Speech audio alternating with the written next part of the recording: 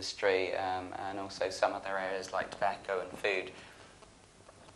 And that's where most of the evidence for this problem has come about. And I should stress that a lot of the concerns are around unintentional influence. It's not that people are making things up simply to suit the funders. It's that industry works with researchers that have particular sympathies or interests that are helpful to industry. And so that can set up a situation whereby results are moving in one direction rather than another. And some of the larger studies in this area show the scale of the problem. We've got 3 studies there published in the last 3 years. And it's looking at how much more likely an industry favourable result is from a particular study compared with one funded by a research council or a science foundation. And we see that the first study, which was based on about nearly 400 clinical trials in the pharmaceutical sector, found 3 times more likely was the industry favourable result. The next study, which looked at about 200 studies in food and drinks area, found an even greater number. And then the final study looked at a specific area of pharmaceuticals, the statin drugs, and found a huge discrepancy. And of course this can lead to all sorts of problems. There's the obvious problem of patient safety, and perhaps a more common and a more subtle problem is around the way in which healthcare costs can rise because of new drugs being perceived to be more effective than they are, and so being used, and therefore healthcare costs being driven up rather than using an existing one, which is seen to be more effective. As I say, the investigation in other areas of science and technology has been much more limited, so that's a problem as well, and the extent to which this problem exists in other areas needs more investigation. Then there's the issue about commercial confidentiality restrictions, where industry-funded researchers sign contracts which restrict in some way the publication of the research results. And concerns around the way in which inconclusive results or unfavourable results are either delayed or not being published at all. There was a research study published recently which concluded that unfavourable results take about 2 years longer to be published than favourable results in the pharmaceutical sector. And some studies don't, as I say, the results don't show up in the literature at all. And there have been various scandals around some of the drugs. I mean, things like one particular example was GSK's drug Paxil, which an antidepressant, which was found to cause suicidal behaviour, or potentially suicidal behaviour.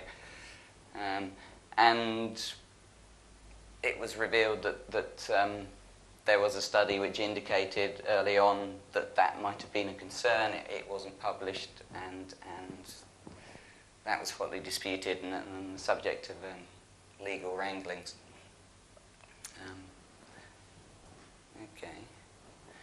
And then there's the issue that sort of surrounds these issues of sponsorship bias and commercial confidentiality restrictions. There is the issue about conflicts of interest when researchers don't declare the financial interests related to the work what they're working on.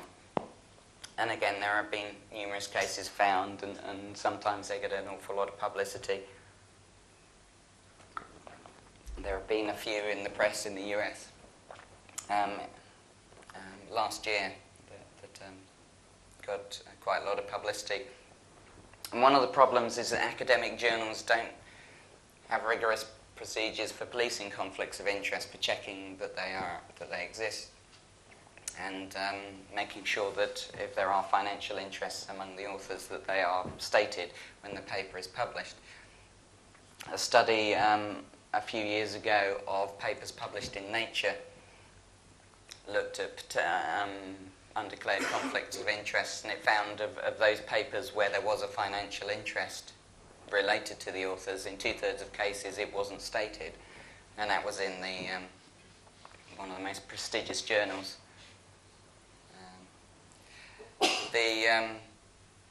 Because of the concern in this area around in the pharmaceutical industry, some of the journals in that area have become much stricter about this. The BMJ, Journal of American Medical Association, the Lancet are much stricter around their conflicts of interest policy and publishing policy now.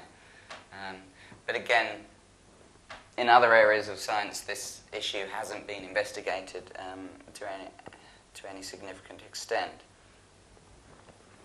Then sort of moving on to communication with the public, there's an issue of marketing bias. And this is where the realm where we move away from the research itself and what information is given to public by a marketing department of an industry, and there's a lot of criticism around information not overemphasizing the benefits, or not giving all the details of the potential costs. There was the case at the end of last year that Pfizer was fined a record over £2 billion because of 4 drugs that it sold, and some of the ailments that they were claiming that they could be used for had not been approved by the drug regulators, and so they were fined this enormous fine. Then there's the issue about public relations campaigns and industry-funded groups funding particular groups that share their concerns. Things like free market think tanks is some of the cases in the tobacco industry and fossil fuel industry that I talk here. This is where it gets much more muddy and much more conflicted, because what is a legitimate disagreement and what is something that is misleading and misrepresenting the science. And that's a whole debate in itself. But nevertheless, there have been some quite prominent cases where industries have been found to be have known that there are serious problems, and yet have continued to argue that there aren't. And as I say, the 2 cases here, the tobacco industry has a long history. It set up a whole range of lobby groups, think tanks. Sometimes particular scientists were brought out to defend their perspective. And through legal action in the 1990s, it was revealed that the industry was aware of the health problems, and its own research was showing up the health problems, and yet they still continued to argue this line.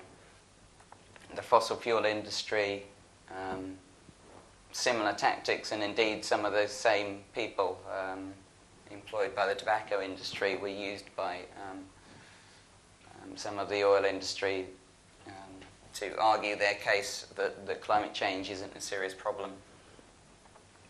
And I mean, the current controversy, it's interesting.